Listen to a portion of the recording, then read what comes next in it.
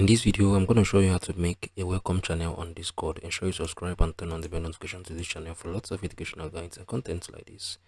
Now, for you to make a welcome channel here on this our Discord, right, what we're going to do now, I'm going to click on here, click on the create channel. Once you have clicked on the create channel, you come on here and type in welcome, right? So I just created a welcome channel, right?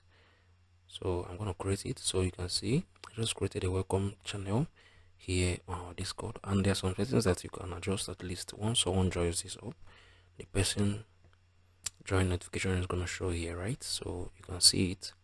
I just created a welcome channel here on our Discord server. If you found this video helpful, please share your thoughts below in the comment section. Thank you guys for hanging around to the end of this video. I'm gonna see you guys in the very next one.